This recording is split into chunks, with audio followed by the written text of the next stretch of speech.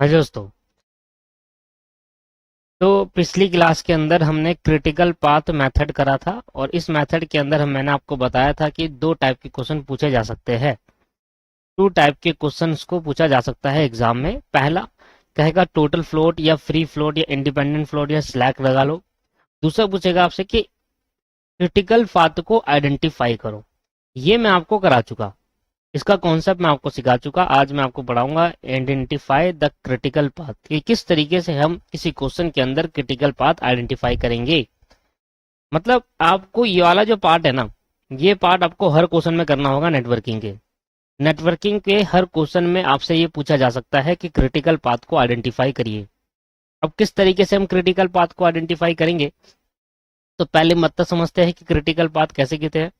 और ये सारी बातें आपने लिखी है जो मैंने आपको लिखवाई है इधर, ठीक है। जितना बड़ा ये दे रखा है उतना बड़ा नहीं आएगा, कोशिश है कि आएगा तो मैक्सिमम टोटल फ्लोट तक आता है, फ्री फ्लोट तक कुछ नहीं आता, टोटल फ्लोट तक मैक्सिमम पूछा जाता है। ठीक है, जहां तक देखा गया है अभी तक टोटल फ्लोट तक ही पूछा गया है। अब हम करेंगे डिटर्मिनेशन ऑफ क्रिटिकल पाथ। हमारा जो अगला टॉपिक है वो है डिटर्मिनेशन मिनेशन of critical path. Determination of critical path. अब सबसे पहले इसमें तीन बातें हमें समझनी है कि सबसे पहले क्रिटिकल इवेंट किसे कहते हैं। क्रिटिकल इवेंट किसे कहते हैं और पहले ही समझते हैं। The event the event with zero slack time. The event with zero slack time are called critical event. Are called critical event. कहता है वो इवेंट जिसमें जीरो स्लैक टाइम होता है, ऐसा इवेंट जहां पर स्लैक टाइम जीरो हो, ऐसा इवेंट जिसमें जीरो स्लैक टाइम हो, ऐसा इवेंट जिसमें जीरो स्लैक टाइम हो, उसे क्रिटिकल इवेंट कहते हैं। उसे क्रिटिकल इवेंट कहते हैं। तो हमने पिछली क्लास में एक स्लैक टाइम निकाला था, यस। तो स्लैक टाइम में बताओ जीरो कहां पर आया था, ये आया था, एक यहां पर आया था और एक यहां पर आया था। तो ये दो इवेंट हमारे लिए क्रिटिकल इवेंट हो गए। क्रिटिकल इवेंट कह सकते हैं आप इनको।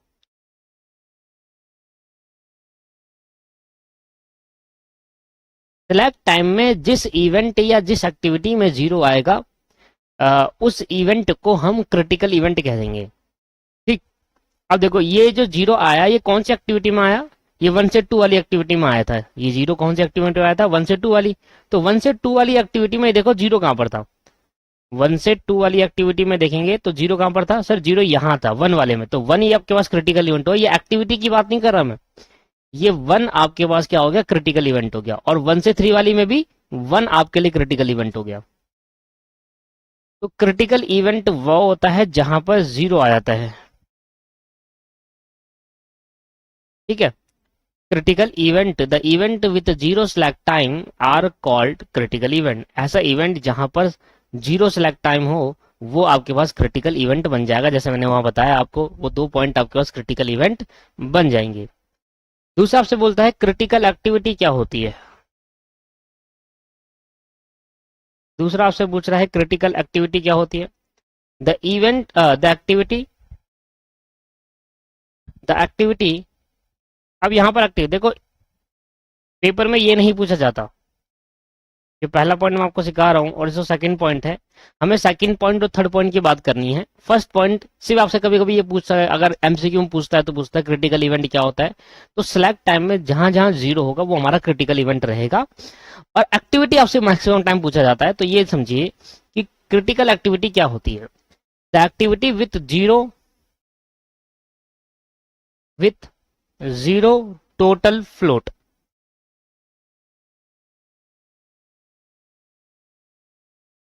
are known as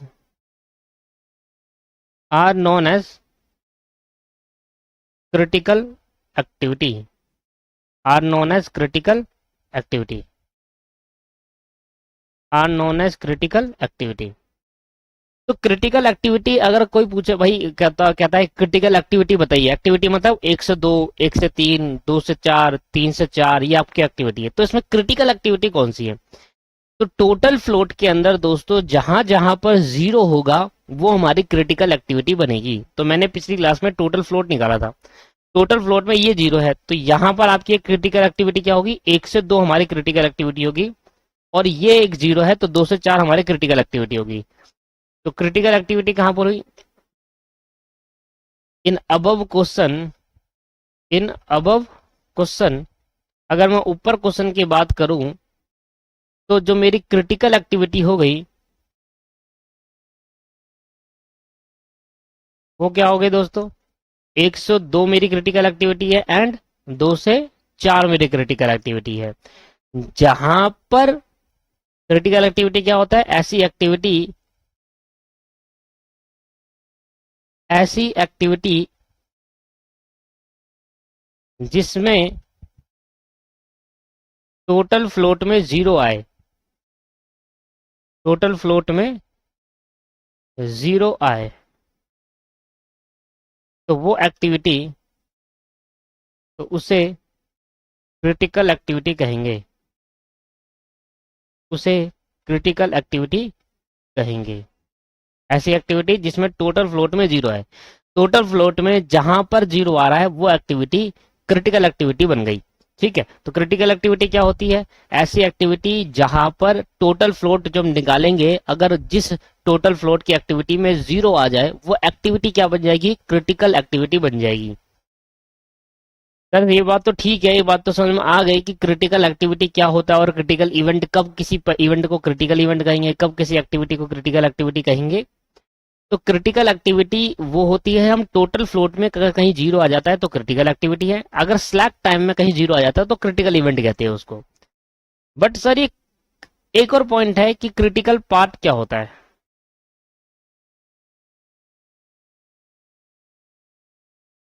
critical part, और ये सबसे इंपॉर्टेंट है क्योंकि क्वेश्चन में हर बार आपसे पूछेगा कि क्रिटिकल पाथ निकालिए। तो क्रिटिकल पाथ क्या होता है? बड़ा सिंपल है, the sequence of critical activity, the sequence of critical activity, the sequence of critical activity in a network, in a network diagram, in a network diagram are known as critical path, in a network diagram are known as critical path। कहता है critical path क्या होता है? जब भी हम critical activities को एक सीक्वेंस में लिखते हैं, जब भी हम क्रिटिकल एक्टिविटीज को, पहले आप ढूंढो क्रिटिकल एक्टिविटीज, और हमें हमारा कॉन्सेप्ट का नाम ही ये था कि क्रिटिकल पाथ कैसे आइडेंटिफाई करें, वही सिखा रहा हूं। जब भी हम क्रिटिकल एक्टिविटीज को सीक्वेंस में रखेंगे, जब भी हम क्रिटिकल एक्टिविटी को सीक्वेंस में रखेंगे तो वो सीक्वेंस हमारा क्रिटिकल पाथ बन जाएगा, वो सीक्वेंस हमारा क्रिटिकल पाथ बन जाएगा, वो सीक्वेंस हमारा क्रिटिकल पाथ बन जाएगा। तो जब भी हम क्रिटिकल एक्टिविटीज को एक सीक्वेंस में रखते हैं, that sequence is known as critical path. जैसे कि सीक्वेंस का मतलब क्या हुआ कि आपके पास दो क्रिटिकल एक्टिविटी निकली थी। अच्छा, क्रिटिकल एक्टिविटी कैसे निकालेंगे? टोटल फ्लोट, इवेंट को भूल जाओ, क्रिटिकल इवेंट ना तो आता है, अगर पूछता है कभी एमसीक्यू पूछ लिया तो बता देना, सिलेक्ट टाइम में जीरो आएगा, क्रिटिकल इवेंट कहेंगे, आप इसको याद नहीं रखना। बस आ गया तो कभी आ गया। याद आपको दो चीज रखनी है कि क्रिटिकल एक्टिविटी क्या होती है और क्रिटिकल पाथ क्या होता है। क्रिटिकल एक्टिविटी वो होती है जब टोटल फ्लोट हम निकालते हैं उसमें जो जीरो आ जाता है जहां पर, वो एक्टिविटी क्रिटिकल एक्टिविटी बनती है। तो मैंने अभी ऊपर वाले क्वेश्चन में देखा, तो मेरे पास 1 से 2 वाली एक्टिविटी पर टोटल फ्लोट पे जीरो आया था और 2 से 4 वाली एक्टिविटी पे टोटल फ्लोट पे जीरो आया था। तो ये दोनों आपस में क्या बन गई, क्रिटिकल एक्टिविटी। अब मैं इनको एक सीक्वेंस में रखूंगा। सीक्वेंस में कैसे लिखना है, सीक्वेंस का मतलब है जो पहले कौन सी एक्टिविटी होगी उसके बाद कौन सी होगी उसके बाद कौन सी होगी। तो 1 से 2 और 2 से 4 एक्टिविटी है। तो अब मैं इसको सीक्वेंस में कैसे लिखूंगा दोस्त, इस तरीके से लिखूंगा, देखो 1 से 2। तो जब भी मैं क्रिटिकल पाथ को नेटवर्किंग में ड्रॉ करता हूं तो डबल लाइन से ड्रॉ करते हैं। क्रिटिकल पाथ को नेटवर्किंग में ड्रॉ करने का तरीका होता है डबल लाइन से ड्रॉ करना। जैसे कि आपके पास ये है, तो मैंने एक लाइन यहां पर और जोड़ दी और मैंने कहा ये हमारा क्या बन गया, एक क्रिटिकल। तो 1 से 2 मेरी क्रिटिकल एक्टिविटी थी, तो पहले मैं ये बनाऊंगा, फिर मैं ये बनाऊंगा और उसके बाद 2 से 4 मेरी क्रिटिकल एक्टिविटी है। 1 से 2 और 2 से 4। तो यहां पर ये आपके पास क्या बन गई, क्रिटिकल एक्टिविटी यहां से यहां। और क्रिटिकल एक्टिविटी को हम डबल अंडरलाइन से नेटवर्किंग में ड्रॉ करते हैं। तो 1 से 2, 2 से 4 ये बन गया हमारा एक पाथ। 1 से 2, 2 से 4 ये हमारा क्या बन गया, एक पाथ बन गया। तो 1 से 2, 2 से 4 हमारा क्या है दोस्तों, पाथ है। तो हमारा जो क्रिटिकल पाथ आया वो क्रिटिकल एक्टिविटी को सीक्वेंस में लिखा। पहले हमारी क्रिटिकल एक्टिविटी दो थी, 1 से 2 और 2 से 4। तो 1 से 2 और 2 से 4 ये हमारा क्रिटिकल पाथ बन जाएगा। तो क्रिटिकल पाथ निकालने का तरीका है कि पहले आपको टोटल फ्लोट निकालना होगा और टोटल फ्लोट के अंदर जहां जहां जीरो होगा वो हमारी क्रिटिकल एक्टिविटी बनेगी और उस एक्टिविटी को एक सीक्वेंस में रखना है।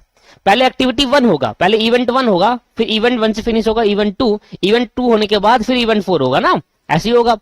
पहले एक्टिविटी 1 से 2 होगा, फिर 2 से 4 जाएगा। ऐसा तो नहीं है पहले 2 से 4 होगा फिर वो 2 से 1 जाएगा, ऐसा नहीं हो सर। तो सीक्वेंस क्या है, पहले कौन सी होनी है उसके बाद कौन सी होनी है, इसको सीक्वेंस कहते हैं। तो सारी क्रिटिकल एक्टिविटी का एक सीक्वेंस में लिख देना क्रिटिकल पाथ माना जाता है। तो अगर आपको आइडेंटिफाई करना है क्रिटिकल पाथ, तो सबसे पहले आप ये देखो कि इसमें से क्रिटिकल एक्टिविटी कौन सी है। क्रिटिकल एक्टिविटी निकालने के लिए आपको टोटल फ्लोट निकालना होगा। टोटल फ्लोट का मैंने आपको तरीका सिखाया। टोटल फ्लोट निकालने के लिए जैसे आपका टोटल फ्लोट आया है तो उसमें देखना कहां कहां जीरो आया है। जहां जहां जीरो आएगा वो हमारा क्रिटिकल एक्टिविटी बन जाएगा। उस क्रिटिकल एक्टिविटी का एक पाथ बनाओ और नेटवर्किंग में उसको डबल अंडरलाइन से ड्रॉ करो। तो वो जो पाथ होगा, वो जो सीक्वेंस ऑफ क्रिटिकल एक्टिविटी होगी और वो बन जाएगा path, that's called critical path. समझ में आया किस तरीके से आप क्रिटिकल पाथ निकालेंगे। सर वो सब कुछ ठीक है, ये आपने 3 चीज हमें सिखाई, क्रिटिकल इवेंट कैसे निकालते हैं, क्रिटिकल इवेंट कैसे पता चलेगा, क्रिटिकल एक्टिविटी कैसे पता चलेगा, और आपके पास क्रिटिकल पाथ कैसे पता निकाला जाएगा। सर समझाओ मतलब कि होता क्या है। ये तो अभी समझाया कि निकाला कैसे जाएगा, मतलब क्या है। तो अगर मैं बात कर रहा हूं क्रिटिकल पाथ की, तो क्या मतलब है, मीनिंग क्या है। तो अगर आपको कभी भी क्रिटिकल पाथ निकालना है तो उसका मीनिंग है कि क्रिटिकल पाथ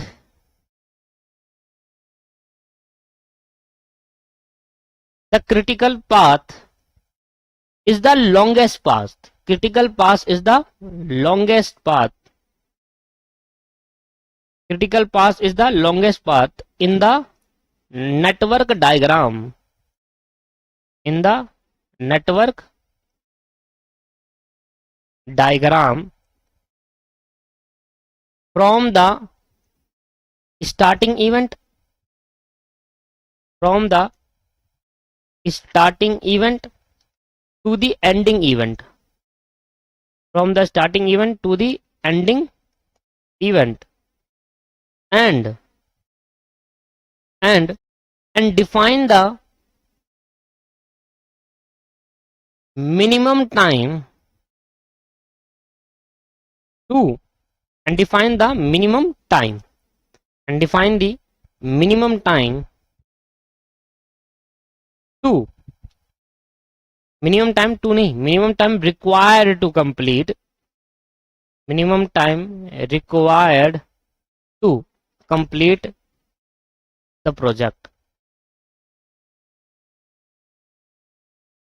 क्रिटिकल पाथ एक लॉन्गेस्ट पाथ होता है पूरे नेटवर्क डायग्राम का, और क्रिटिकल पाथ हमें ये बताता है, मैं किसका मीनिंग सिखा रहा हूं, मीनिंग ऑफ क्रिटिकल पाथ। इसका मतलब बता रहे हैं जी, क्रिटिकल पाथ का मतलब क्या होता है, मीनिंग ऑफ क्रिटिकल पाथ।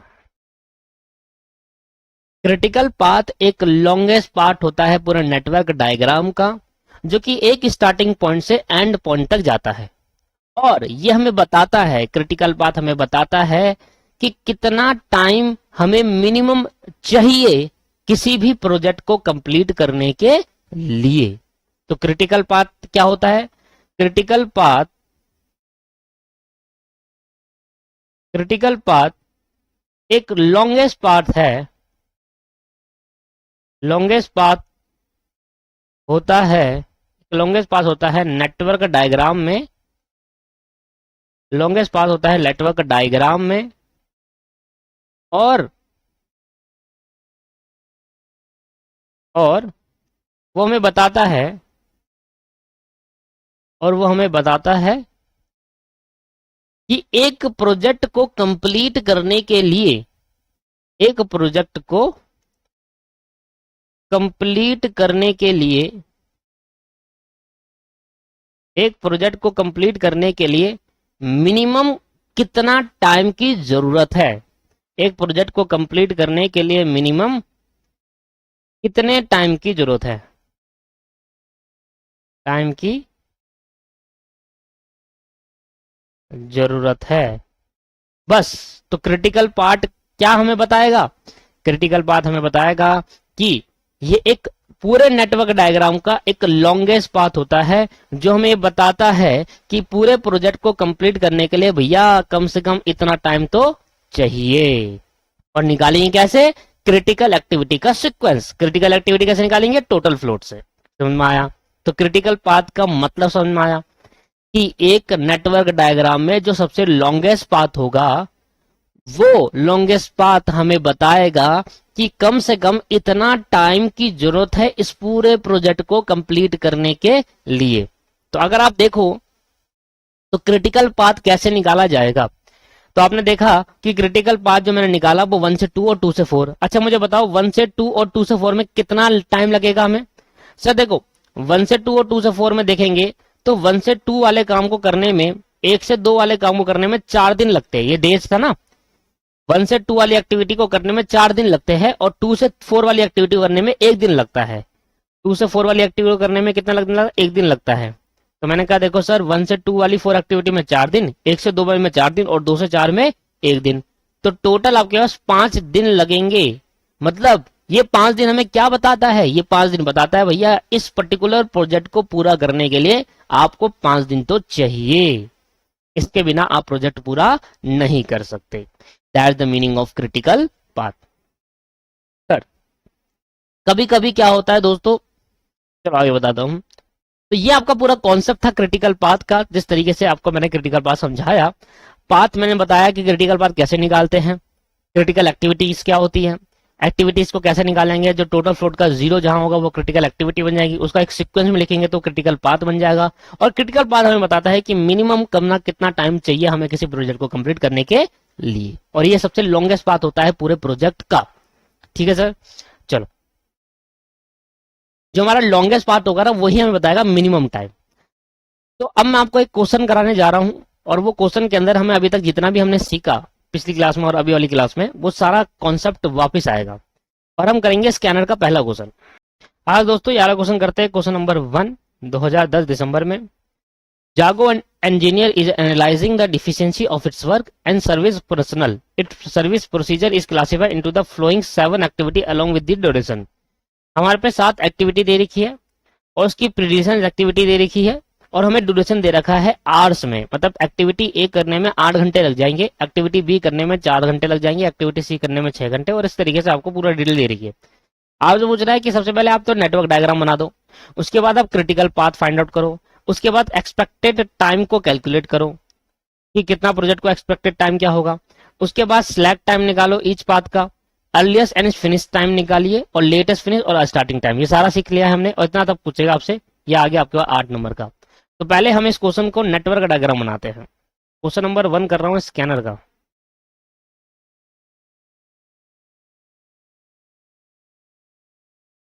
तो नेटवर्क डायग्राम हम बनाते हैं। सबसे पहले एक्टिविटी ए से पहले कुछ नहीं होनी चाहिए, एक्टिविटी बी से पहले कुछ नहीं होना चाहिए, तो मतलब दोनों एक्टिविटी हम एक साथ स्टार्ट कर सकते हैं। तो मैंने यहाँ पर, अब जब मैं यहाँ पर हमेशा नोटेशन देंगे कि एक्टिविटी ए, ये आपके पास 2 हो गया, 1 से 2, और इधर 1 से 2 हमारी कौन सी एक्टिविटी हुई, ए। एक्टिविटीज को इधर लिखते हैं और नोटेशन को, नोट को इधर लिखते हैं, है ना। और एक्टिविटी बी 3 दे दिया, ये होगी बी एक्टिविटी। अब 1 से 2 ये अब लिखना जरूरी है, कंपलसरी है हर एक एक्टिविटी को नेटवर्क डायग्राम में। इस सर्कल के अंदर आपको नोटेशन देना पड़ेगा हर बार। तो पहली एक्टिविटी को आपने स्टार्ट करा 1, उसके बाद एक एक्टिविटी कंप्लीट करी ए, उसको बोल दिया 2, और उसके बाद दूसरी एक्टिविटी कंप्लीट करी, उसको बोला 3 और ए। तो 1 से 2 आपके पास ए हो गया और 1 से 3 आपके पास बी हो गया। इसके बाद कह रहा है कि सी एक्टिविटी तब होनी चाहिए जब ए कंप्लीट हो जाए, और डी एक्टिविटी तब होनी चाहिए जब बी कंप्लीट हो जाए। और ई एक्टिविटी कहां से स्टार्ट होगी, ए से, ए के कंप्लीशन होने पे। और इसके बाद एफ एक्टिविटी कंप्लीट स्टार्ट होगी सी के कंप्लीशन पे। तो सी को आप इधर लिख दीजिए, ये आपकी नोटेशन हो गई 4। इसके बाद कह रहा है कि जो हमारा 2 से 4 वाली एक्टिविटी हो गई, 2 से 4 वाली एक्टिविटी मतलब ई, जो ये कहते हैं ए के बाद क्या बनना चाहिए, सी बनना चाहिए। मतलब ए, ये रहा सी तब कंप्लीट, तब बनेगा जब ए कंप्लीट हो जाएगा, और डी तब बनेगा जब बी कंप्लीट हो जाएगा। तो मैंने यहां से डाल दिया एक ऐसे करके। ये अभी आप लिखना नहीं है, 4 हो गए तो मैंने यहाँ 5 नोटेशन, ये आपको देना कंपलसरी है नोटेशन, क्योंकि यहाँ से हम क्रिटिकल पाथ तभी निकाल पाएंगे जब हम क्रिटिकल, इससे निकालते ए बी सी, हम A1 से 2, 2 से 3 ऐसे फाइंड आउट करते हैं क्रिटिकल पाथ। और कह रहा है ए के बाद फिर ई भी होना चाहिए, तो ई भी मैंने ऐसे करके आगे दे दिया, और इसको मैंने बोल दिया 6। ये मेरा हो गया ई, ये हो गया मेरा सी, ये मेरा हो गया डी। सी जो है वो ए से पहले होना चाहिए, ई जो है वो ए से पहले होना चाहिए, मतलब ए के बाद होना चाहिए। सी तब स्टार्ट होगा जब ए कंप्लीट हो गया हो, और ई तब स्टार्ट होगा जब ए कंप्लीट हो गया हो। ठीक है, क्लियर हो गया। डी तब स्टार्ट होगा जब बी कंप्लीट हो गया हो, और एफ तब स्टार्ट होगा जब सी कंप्लीट हो गया हो। तो सी के बाद एफ चलेगा। ये हो गया आपके पास क्या, यहां आपके पास ये होगी मेरी कौन सी, 7। तो ये मेरा हो गया एफ। अब एंड में आपसे कह रहा है, अब ये गलत भी हो सकता है, एंड में कह रहा है जी तब बनेगा जब डी, ई और एफ तीनों मिलेंगे। डी ई एफ मतलब डी, ई और एफ जब तीनों मिलेंगे तब जाकर क्या बनेगा, जी बनेगा। तो मैं ऐसा करता हूं, मैं क्यों ना ऐसा करके इसको हटाकर ये यहां से लाकर यहां टच कर देता हूं, तभी तो एक्टिविटी बनेगी। और ये यहां से लाकर यहां टच कर देता हूं, और जब तीनों जाके मिल जाएंगे एक पर्टिकुलर पॉइंट पे। तो इसलिए मैंने कहा था कि अभी उतारना मत, है ना। और ये क्वेश्चन मैं आपको करा चुका, ये सब मैं क्वेश्चन आपको करा चुका दोस्तों ऐसे।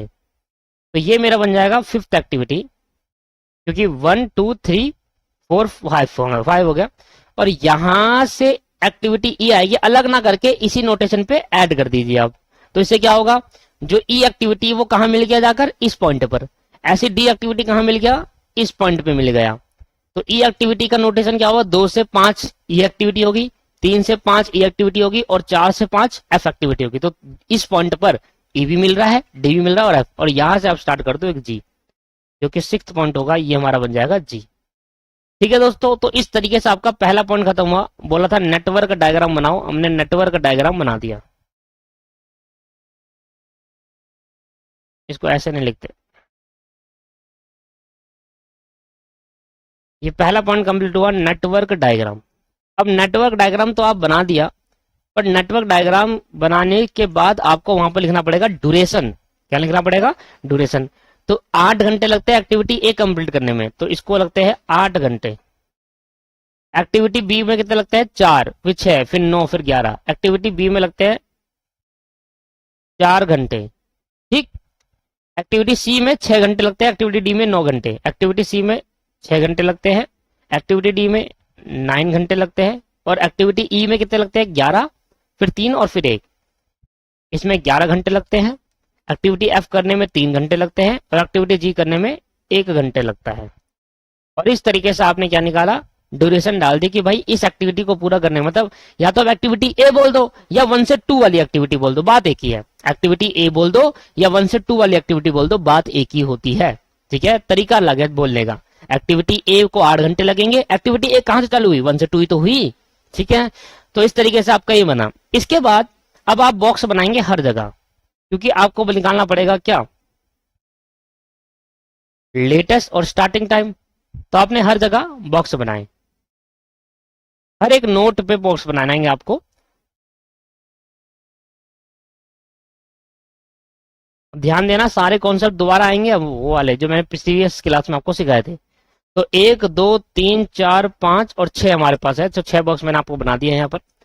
अब हम सबसे पहले क्या करेंगे, सेकंड पॉइंट में हम निकालना है, हमें क्या क्या निकालना है, हमें कह रहा है भाई क्रिटिकल पाथ निकालो। तो क्रिटिकल पाथ तब निकालेंगे जब हमें टोटल फ्लोट निकालना होगा।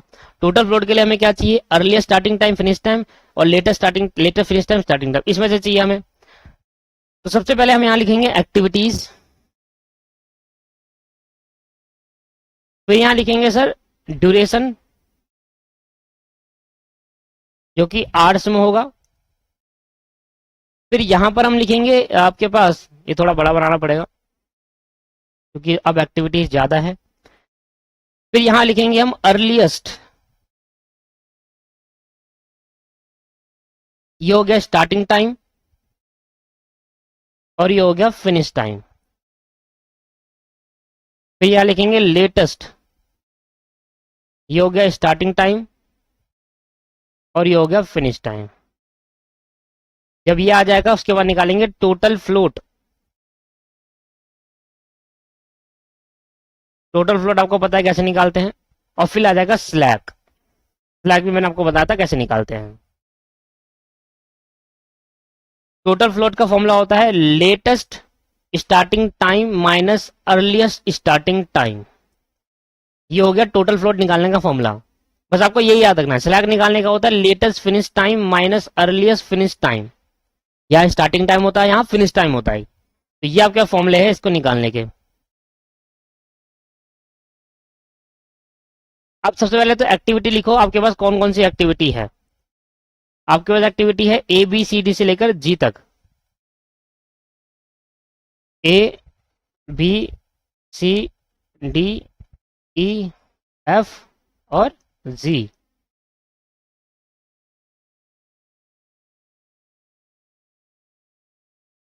सबसे पहले मैं फॉरवर्ड पास कंप्यूटेशन से ड्यूरेशन लिख देते हैं। पहले ड्यूरेशन आपके पास है 8 4 6 9 11 3 1, 8 4 6 9 11 3 और 1, ये हो गया ड्यूरेशन आवर्स में।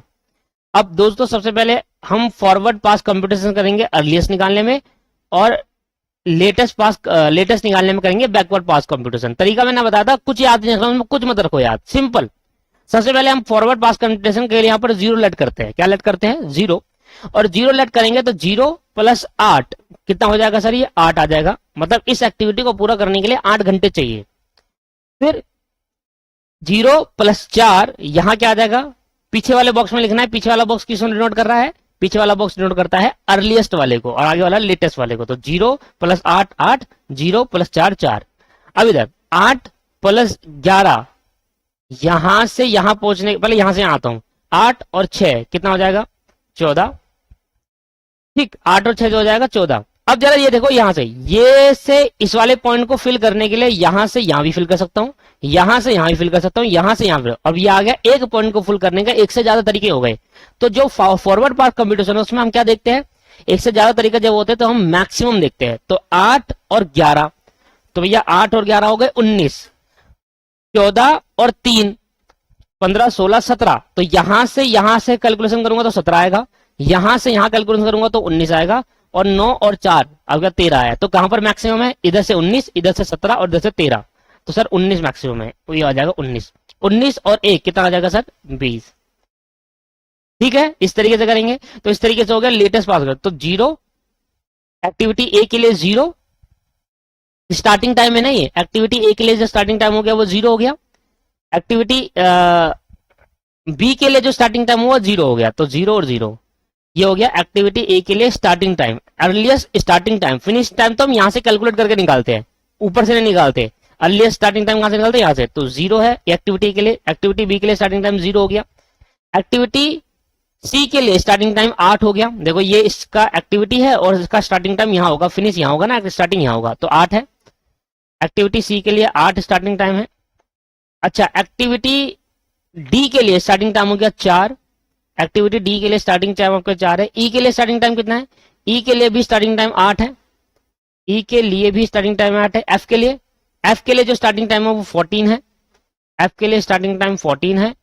और जी के लिए स्टार्टिंग टाइम 19 है। देखो जी का पीछे स्टार्टिंग यहां से हुआ था और खत्म यहां हुआ तो 19, तो जी के लिए स्टार्टिंग टाइम 19 है। तो इस तरीके से आपके पास क्या निकाला? Earliest starting time. और अर्लीस्ट फिनिश टाइम निकालने के लिए आपको क्या करना पड़ता है? इन दोनों को ऐड करके लिखना पड़ता है। फॉर्मूला होता है आपके पास earliest starting time of I J, ये हो गया E S I J plus D I J, ये क्या हो गया? D I J. दोनों को जोड़ देंगे तो ये आ गया 8, ये आ गया 4, 8 6 14, 9 4 13, 8 और ये 19, 14 और 3 17, 19 और 1 20। ये हो गया फिनिश टाइम हर एक एक्टिविटी को करने के लिए। एक्टिविटी ए को फिनिश टाइम जल्द से जल्द मैं 8 घंटे में फिनिश कर सकता हूँ। एक्टिविटी बी अगर जल्द से जल्द करना चाहूँ तो 4 घंटे तो लगेंगे ही।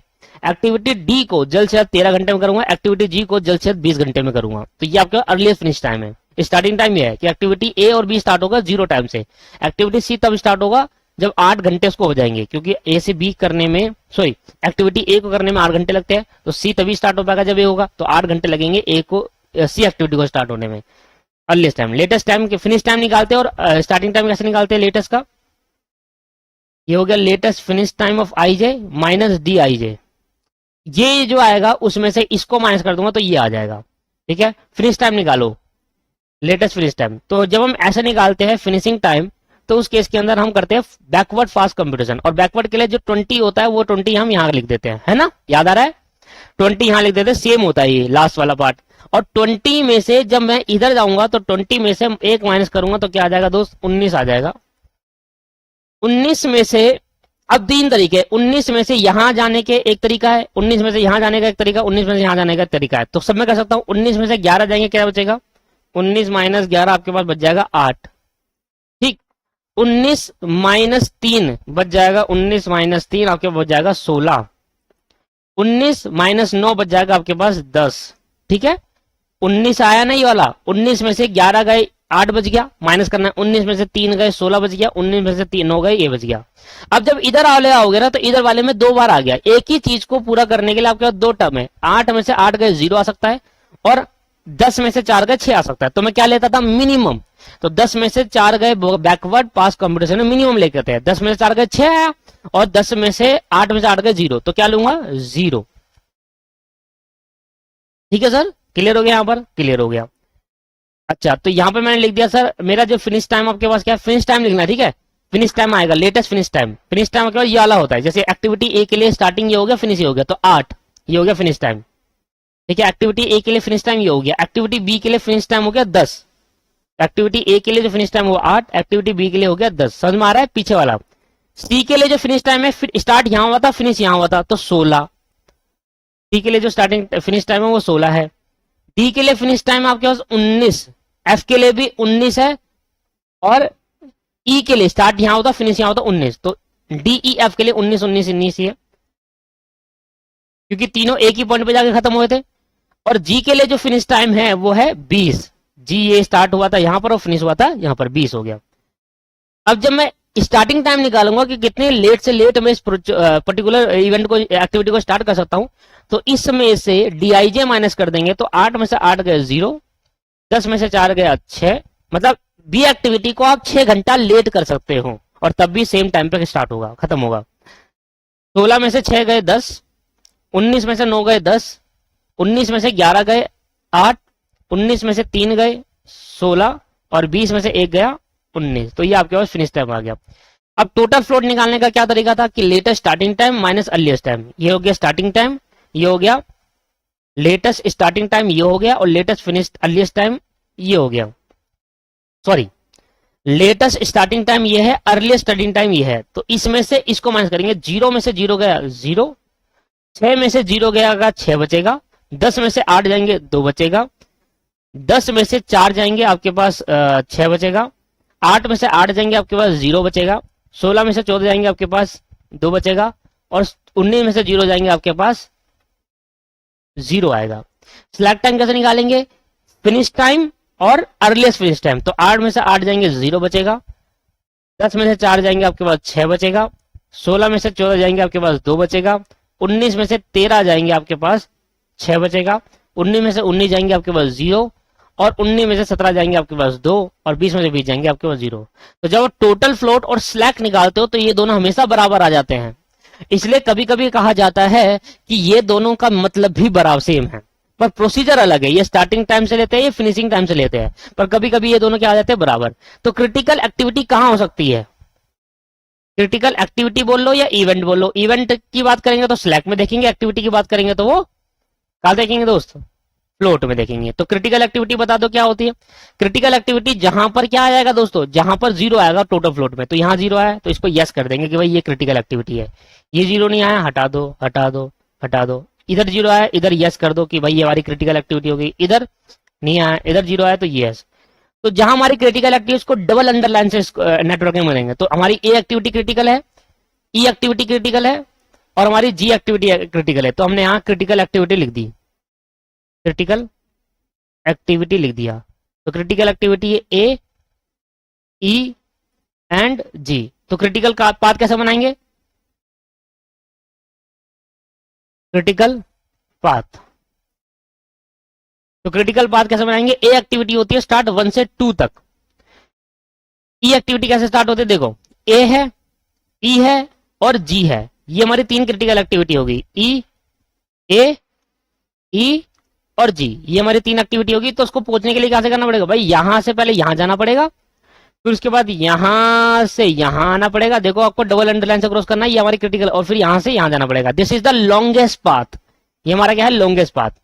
कैसे निकालेंगे सर? 1 से 2, 2 से 5 और 5 से 6 हमारा क्या बन गया? क्रिटिकल पाथ, क्योंकि एक्टिविटी को हम सीक्वेंस में लिख दिया। 1 से 2, 2 से 5 और 5 से 6। दोबारा देख लो एक बार, 1 से 2, 2 से 5 और 5 से 6, ये हमारी क्या बन गई? Critical path. तो हमसे क्वेश्चन में पूछा गया था कि पहले सबसे पहले तो ये निकालो starting time earliest, earliest finishing time, latest starting time, latest finish time, total float, slack और डीआईजे। ये हमारा क्या होता है? डीआईजे मतलब total time expectation, total expected time, ये होता है। हमने सारा निकाल दिया दोस्तों जो जो पूछा था। ये हमसे पूछा था क्रिटिकल पाथ फाइंड आउट कर लिया, एक्सपेक्टेड टाइम आता हो गया डीआईजे, स्लैक टाइम ने निकाल दिया, अर्लीस्ट और फिनिश दोनों निकाल दिया, लेटेस्ट का फिनिश और लेटेस्ट का स्टार्ट दोनों निकाल दिया। तो इस तरीके से हमें 8 नंबर यहाँ पर मिल जाएंगे। पर पता क्या होता है सर, क्रिटिकल पाथ ना डिपेंड हो गया। जब भी आपसे क्वेश्चन में क्रिटिकल पाथ पूछेगा, तो क्रिटिकल पाथ जब भी आपसे क्वेश्चन में पूछेगा तो आपको हमेशा टोटल फ्लोट निकालना होगा, है ना, क्योंकि क्रिटिकल पाथ किससे निकलेगा? टोटल फ्लोट से।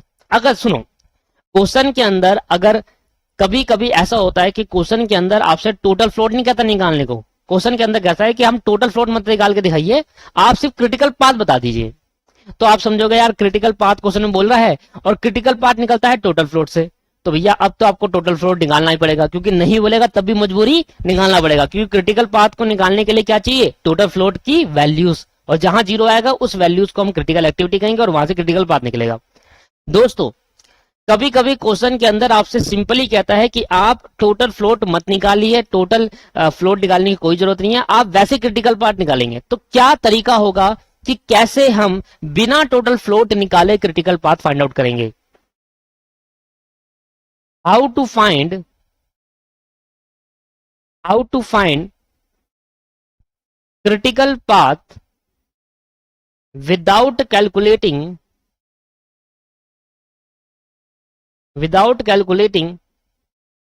Total float.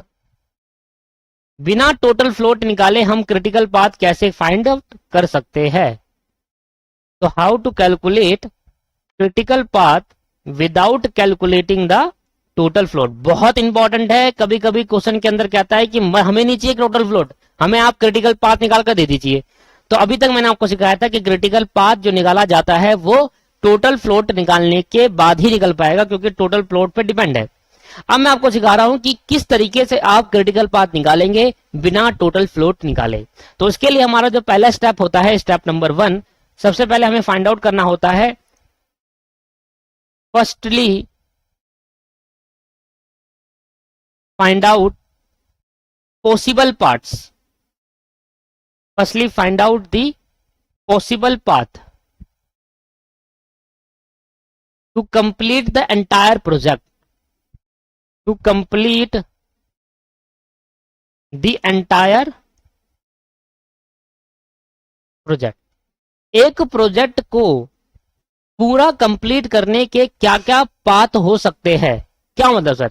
तो यहां पर आप सबसे पहले निकालेंगे पॉसिबल पाथ। देखो, किसी एक्टिविटी को कंप्लीट, मेरे को यहां से यहां पूछना है, मुझे यहां से यहां पूछना है, तो यहां से यहां पहुंचने के क्या क्या तरीके हैं? देखो, पहला मैं 1 से 2 जा सकता हूं, 2 से पहले यहां से 1 से 3 और 3 से 5 और 5 से 6, इस तरीके से जा सकते हैं। मुझे 1 से लेकर 6 तक पे जाना है, 1 से लेकर 6 तक एक्टिविटी पूरी कंप्लीट करनी है, तो ये हो गया एंटायर प्रोजेक्ट।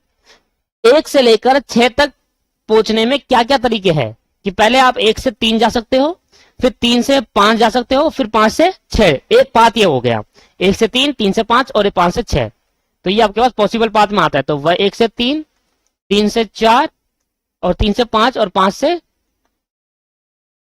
6, तो एक पाथ ये हो गया, ठीक है आपके पास, ठीक है। दूसरा, चलो ये हमने ले लिया, 1 2 3 यहां से चले गया। अब दूसरा 1 से 2, 2 से 4, 4 से 5 और 5 से 6, इस तरीके से भी जा सकता हूं, नहीं जा सकता? जा सकते हैं। 1 से 2 गया, फिर 2 से 4 भी जा सकता हूं, 4 से 5, 5 से 6, तो 1 से 2, 2 से 4, 4 से 5, 5 से 6, तो एक बात ये हो गया, 1 से 2, 2 से 4, 4 से 5 और 5 से 6। और एक और बात है अभी, कौन सा? 1 से 2, 2 से 5 और 5 से 6, है ना, एक बात हो गया। तो तुम्हारे पास एक प्रोजेक्ट को कंप्लीट करने के लिए 3 तरीके हैं, 1 से 2, 2 से 5 और 5 से 6। अब जब आप क्या पॉसिबल, इसको बोलते हैं, क्या बोलते हैं? पॉसिबल, मतलब पूरे एंटायर प्रोजेक्ट के पास पहुंच करने के लिए हमारे पास क्या क्या पॉसिबल पाथ है, कहां कहां से हम पूरे प्रोजेक्ट को कंप्लीट करा जा सकता है। 1 से 3, 3 से 5, 5 से 6 कर लो, 1 से 2 इस तरीके से कर लो, इस तरीके से, मतलब 1 से लेकर 6 तक पहुंचने में क्या क्या तरीके हैं, ये ढूंढ लिया। अब जब ये ढूंढ लोगे तो फिर देखना इसमें कितना टाइम लग रहा है। 1 से 3, 3 से 5, 5 से 6, 1 से 3 मतलब 1 से 3 में लग रहा है 4 घंटे, फिर 3 से 5 में लगता है 9 घंटे, फिर 5 से 6 में लगता है 1 घंटा, तो 4 + 9 और +1, 14 घंटे हो गए। तो इस पास को 4 + 1 + 9 + 1 कितना हो गया? 14 आवर्स। तो अगर आप याला पाथ चुनते हो तो 14 घंटे में हो जाएगा, ठीक है। 1 से 2, 2 से 4, 5 से ऐसे करके करेंगे, तो यहां पर आपके पास 1 से 2 में 8 घंटे, फिर 6 घंटे, 8 और 6 14, फिर 6 घंटे, फिर 3 घंटे, फिर 1 घंटा, 8 घंटे 1 से 2 में, 2 से 4 में 6 घंटे, 4 से 5 में 3 घंटे और 5 से 6 में 1 घंटे, तो 8 + 6 + 3 + 1, ठीक है।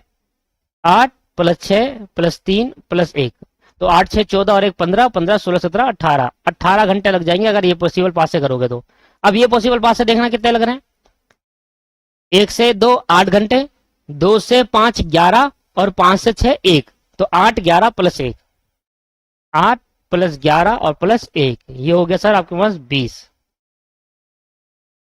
जब आप पॉसिबल पाथ निकालेंगे, स्टेप नंबर 2 हमारा रहेगा highest value of possible path, highest value of possible path are, highest value of possible path are treated as critical path. तो मुझे बताओ इस तीनों पॉसिबल पाथ में कहां पर हाईएस्ट वैल्यू आ रही है। देखो, इसमें 14 घंटे लग रहे हैं, इसमें 18, इसमें 20, तो जो हमारी हाईएस्ट पाथ होता है, हाईएस्ट वैल्यू होती है, इसको हम, इस पाथ को हम क्रिटिकल पाथ कह देते हैं, और डायरेक्ट निकाल दिया देखो मैंने।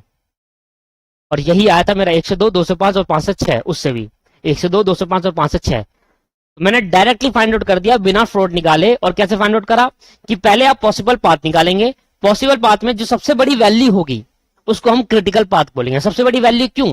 क्योंकि कम से कम 20 घंटे तो लगेंगे पर्टिकुलर टाइम को पूरा करने में, कम से कम 20 घंटे तो लगेंगे इस पर्टिकुलर टाइम को पूरा करने में। 14 घंटे में नहीं बन सकता, 18 घंटे में नहीं बन सकता। जो सबसे बड़ा टाइम होता है ना, वो लेकर चलते हैं कि भाई इतना टाइम तो चाहिए हमें। आपको एक प्रोजेक्ट दिया, मैंने कहा देखो अगर इस पास से चलोगे 14 घंटे, इस पास से, तो आप लोगे मैक्सिमम, कि मैक्सिमम टाइम कितना लग रहा है किसी पूरे प्रोजेक्ट को कंप्लीट करने में। तो जो मैक्सिमम टाइम लग रहा है वही हमारा मिनिमम बन जाएगा, कि हम कहेंगे कि भाई ये पर्टिकुलर प्रोजेक्ट को पूरा करने के अंदर जो हमारा सबसे, हमें कम से कम इतना टाइम तो चाहिए, मतलब 20 घंटे तो चाहिए, तभी हम इस एंटायर प्रोजेक्ट को कंप्लीट कर पाएंगे। तो मैंने क्रिटिकल पाथ का मतलब आपको बताया था।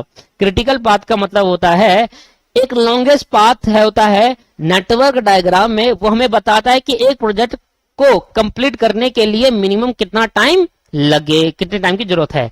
तो जो हमारा लॉन्गेस्ट पाथ है वो कितना है बताओ, इसमें लॉन्गेस्ट पाथ क्या है, 14 घंटे, 18 घंटे या 20 घंटे? सर 20 घंटे। ये वाला नहीं कि यहाँ ज्यादा है, यहाँ ज्यादा एक्टिविटी है, ये इसको नहीं देखते, इनकी वैल्यूज को देखते हैं। जिसमें सबसे ज्यादा अमाउंट आता है, जिसमें सबसे ज्यादा आता है, उसको हम बोलते हैं लॉन्गेस्ट पाथ। ये हमारा हो गया लॉन्गेस्ट पाथ। और जो लॉन्गेस्ट पाथ होगा वो हमें क्या बताएगा, वो हमें बताएगा कि कम से कम इतना टाइम तो हमें चाहिए इस प्रोजेक्ट को कंप्लीट करने के लिए। और इस लॉन्गेस्ट पार्ट को बनाते टाइम कौन सा पाथ यूज करा था, ये वाला। तो ये पाथ हमारा क्या बन जाएगा, क्रिटिकल पाथ बन जाएगा। तो बिना फ्लोट निकाले भी आप क्रिटिकल पाथ निकाल सकते हैं। ये हमारा क्या बन गया दोस्त, ये हमारा बन गया क्रिटिकल पाथ, जिसमें हमें टोटल, इसको बोलते हैं प्रोजेक्ट ड्यूरेशन। इसको क्या नाम देते हैं, एक प्रोजेक्ट को कंप्लीट करने के लिए टोटल टाइम हमें इतना चाहिए, दैट्स कॉल्ड प्रोजेक्ट ड्यूरेशन। क्या क्लियर हो गया, नहीं हुआ कॉन्सेप्ट? यस सर, समझ में आया आपको? हाँ जी। तो ये कभी भी आपको अगर क्रिटिकल पाथ निकालना हो और आपसे पूछा जाए टोटल फ्लोट निकालो, तो वैसे भी निकाल सकते हो। और क्रिटिकल पाथ में सबसे खासियत बात यह है कि एक ऐसा पाथ होता है, क्रिटिकल पाथ ऐसा पाथ होता है जहां पर लेटेस्ट टाइम और अर्लीस्ट टाइम बराबर होते हैं।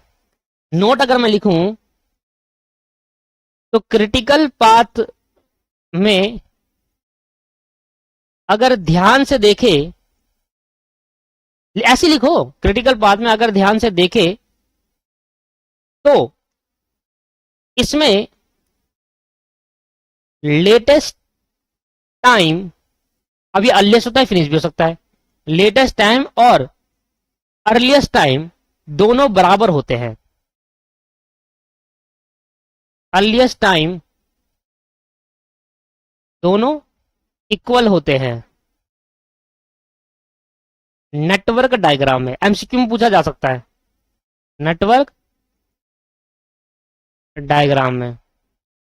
तो अगर आप देखो ध्यान से, अगर आप ध्यान से देखोगे नेटवर्क डायग्राम को, तो नेटवर्क डायग्राम में जो हमने लेटेस्ट और स्टार्टिंग टाइम निकाला था, अगर आप उसको ध्यान से देखो तो ये दोनों हमेशा बराबर आएंगे क्रिटिकल पाथ में।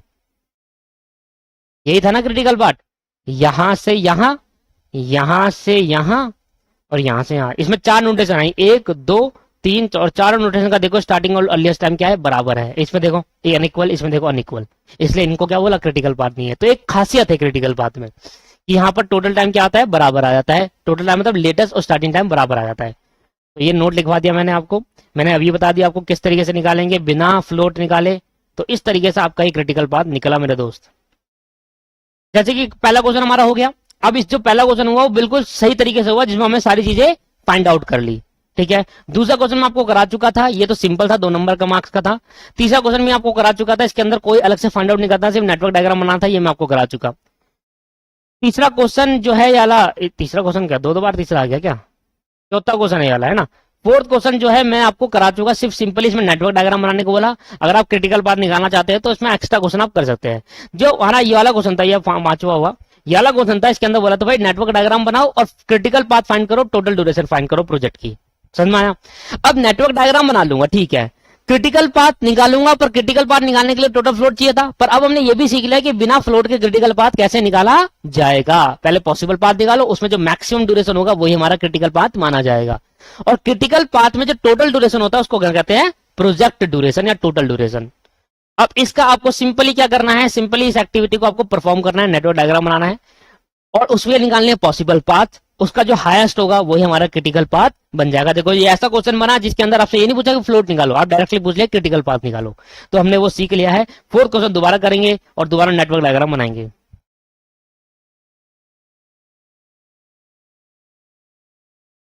Network diagram. अब मैं आपको और अच्छे अच्छे क्वेश्चन करा सकता हूं क्योंकि मैंने अब आपका कॉन्सेप्ट करा दिया है। क्रिटिकल पाथ मेथड में आपको 100% चीजें कंप्लीट करा चुका हूं। अब जो क्वेश्चन चालू होंगे, अब अगली बार से जो क्वेश्चन चालू होंगे, क्रैशिंग करके कॉन्सेप्ट है जो PERT में आता है, पर्ट। तो पहले मैं नेटवर्क डायग्राम बनाता हूं। सबसे पहले कहा कि देखो 1 से 2 है, 2 से 3, 2 से 4। तो 1 से 2 तो पहले यहां आएगा, इसको नाम दूंगा मैं 1 और यहां से मैं नाम दूंगा 2। अब 2 से 3 गया और 2 से 4 भी गया है। 1 से 2 हुआ, 2 से 3, फिर 2 से 4, 3 से 4, 4 से 5, 5 से 6, 3 से 4। अच्छा, तो इसको थोड़ा आगे बढ़ा देंगे। तो 3 से 4 भी गया है, ठीक है। 3 से 4, 4 से 5 और 5 से 6 है। 4 से 5, 5 से 6, 4 से 5, 5 से 6, 5 से 7 भी है। इसको थोड़ा ऐसे ना करके 5 से 6 और 5 से 7, ठीक है। 5 से 6 और 5 से 7 है। 6 से 8 और 7 से 8, 6 से 8 और 7 से 8, तो 6 से 8 और 7 से 8, तो 6 से 8 और 7 से 8। तो ये आपके पास बन गया एक नेटवर्क डायग्राम। अब ये नेटवर्क डायग्राम बना, अब मुझे इसमें निकालने हैं पॉसिबल पाथ, क्योंकि क्रिटिकल पाथ निकालने के लिए आपको चाहिए पॉसिबल पाथ। तो क्या क्या पॉसिबल पाथ बन सकते हैं बिना फ्लोट निकाले? तो आप पहले फाइंड करो पॉसिबल पाथ, कहां कहां से जा सकता हूं। पहले 1 से 2 से आ सकता हूं, 2 से 4, देखो पहले 1 से 2 चले गया, ठीक है। अब 2 से यहां भी मुड़ सकता हूं, यहां भी। तो पहले यहां करते हैं 1 से 2, 2 से 4, 4 से 5, ठीक। 1 से 2, 2 से 4, 4 से 5, 1 से 2, 2 से 4, 4 से 5। अब ये रास्ता चुना मैंने, 1 2 वाला, 1 से 2, 2 से 4, 4 से 5। अब इधर से ऊपर गया था तो नीचे भी, तो पहले नीचे चले गया, ये और ये 5 से 7 और 7 से 8, 5 से 7 और 7 से 8, एक पाथ ये हो गया। अब दोबारा जाऊंगा दोस्तों, अब यहां जाऊंगा दोबारा, 1 2 3 और ऊपर 4 और एक नीचे, इस तरीके से जा सकता हूं।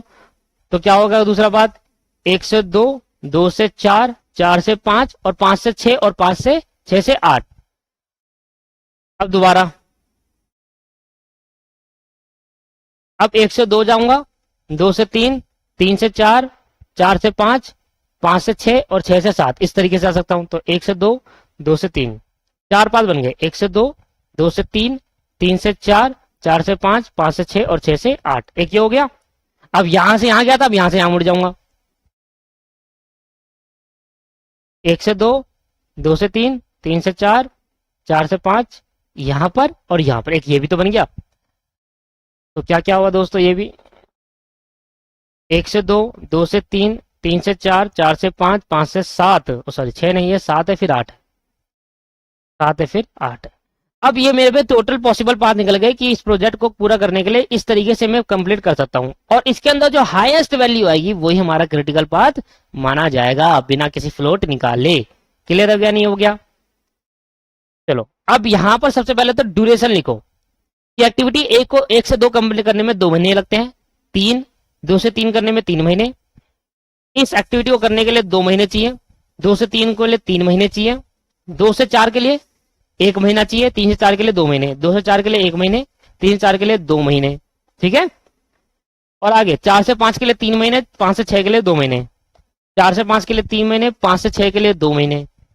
इसके बाद 5 से 7 के लिए 4 महीने, 6 से 8 के लिए 1 महीना, 5 से 7 के लिए 4 महीने, 6 से 8 के लिए 1 महीना और 7 से 8 के लिए 3 महीने। तो इस तरीके से इनमें टाइम लगता है। तो मुझे बताओ, मैं एक एक करके देखता हूं कि भाई 1 से 2, 2 प्लस 2 से 4 1, फिर 3, फिर 4 और प्लस 3, 3 प्लस 4 प्लस 3, मतलब जो एक्टिविटी यहां आई उनको जोड़ दिया, टोटल लिख दो। फिर 2 प्लस 1 प्लस 3, फिर यहां गया था 2 और 1, तो 2 प्लस 1 प्लस 3 प्लस 2 और प्लस 1, ठीक है।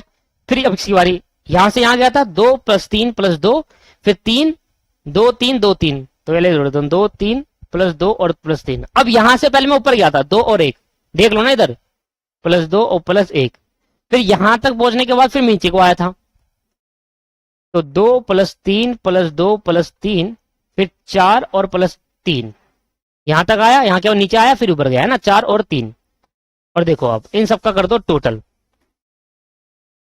2 plus 1 plus 3 plus 2 plus 1 plus 3 plus 3 plus 4, ये आ गया 13।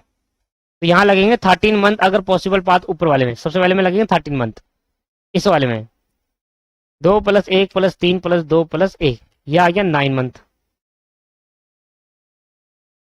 इधर 2 plus 3 plus 2 plus 3 plus 2 plus 1, ये आ गया 13 महीने। इधर 2 + 3 + 2 + 3 + 4 + 3, ये आ गया 17 महीने। अब आप फ्लोट से निकाल लेना, अगर निकालना चाहो, मैं होमवर्क दे रहा हूं आपको आज का कि आप इसको फ्लोट से निकाल के दिखाइए, और फ्लोट से जब निकालोगे तो आपका यही क्रिटिकल पाथ बने, क्योंकि हाईएस्ट क्या है ये, तो ये आपके पास क्या बन गया, क्रिटिकल पाथ। बस जहां हाईएस्ट ड्यूरेशन होगा, लॉन्गेस्ट पाथ को क्या कहते हैं, क्रिटिकल पाथ कहते हैं। Longest sorry critical part will be, critical path क्या होगा हमारा, एक बार अलग से लिख देना, ये वाला है क्रिटिकल पाथ, 1 से 2, 2 से 3, 3 से 4, 4 से 5, 5 से 7 और 8, और टोटल ड्यूरेशन कितना लगेगा इस पूरे क्रिटिकल पाथ में, 17 महीने। ये हो गया टोटल ड्यूरेशन, कितना आया दोस्त, 17 मंथ। तो ये क्वेश्चन भी कंप्लीट हुआ। तो मेरी तरफ से स्कैनर के सारे क्वेश्चन कंप्लीट हो गए। कितने नंबर का था भाई, 6 नंबर का। नेटवर्क डायग्राम के 2 नंबर, क्रिटिकल पाथ निकालने के 2 नंबर, और टोटल ड्यूरेशन निकालने के 2 नंबर। ठीक है, 6 नंबर का क्वेश्चन था। और मैंने आपको यहाँ पर स्कैनर तो कंप्लीट करा दिया, अब स्कैनर पे ऑप्शन नहीं आऊंगा, क्योंकि स्कैनर पे जो लॉन्ग मेथड था वो सबसे इंपॉर्टेंट है, स्कैनर इंपॉर्टेंट नहीं है। स्कैनर तो बहुत सिंपल सिंपल क्वेश्चन थे। पेपर में जो क्वेश्चन आते हैं नेटवर्किंग के बहुत सिंपल है, ये पेपर के आए हुए क्वेश्चन है, बट जब स्टडी मैट के क्वेश्चन देखोगे ना, आप हिल जाओगे, इतना खतरनाक क्वेश्चन है। चलो, तो आज की क्लास को यही समाप्त करता हूं। मैं आपको ये वाला क्वेश्चन में आपको होमवर्क देता हूं कि इस क्वेश्चन में आप फ्लोट का निकालिए, क्योंकि जितना आप फ्लोट निकालेंगे उतना ही प्रैक्टिस अच्छी होगी आपकी। टोटल फ्लोट तक निकालिए, बस सिंपल। टोटल फ्लोट और सिलेक्ट, यही 2 बार बार पूछे जाते हैं क्वेश्चन में, अगर पूछा जाएगा तो टोटल फ्लोट निकाल लीजिए और सिलेक्ट निकाल दीजिए। ठीक। दूसरा, आप इलस्ट्रेशन नंबर 2, एग्जाम्पल नंबर 2 और एग्जाम्पल नंबर 3 ट्राई करना, अगर कर पाओ तो ट्राई करना जितना हो सके। ठीक है, तो अगली क्लास में मैं इलस्ट्रेशन नंबर 2 और इलस्ट्रेशन नंबर 3 कराऊंगा आपको। ठीक है, और यहां पर मेरी आज की क्लास में आपको क्रिटिकल पाथ मेथड पूरी तरीके से कंप्लीट कर दिया मैंने आपका। 2 क्वेश्चन और रह गए इसके भी आप पर, अगली क्लास में कुछ एक दो कॉन्सेप्ट नए भी सिखाने आपको। तो अगली क्लास में पूरी क्लास लगाएंगे सिर्फ 2 क्वेश्चन में, इलस्ट्रेशन नंबर 3 और इलस्ट्रेशन 2 और 3 पर। ठीक है, तो नेक्स्ट क्लास में 2 और 3 इलस्ट्रेशन हम करेंगे दोस्तों। आज की क्लास को यहीं समाप्त करते हैं, अच्छे से, होपफुल आपको चीजें अच्छे से समझ में आ रही होगी, है ना। चलो, तो आज की क्लास को यहीं समाप्त करते हैं, नेक्स्ट क्लास में मिलते हैं। Thank you very much.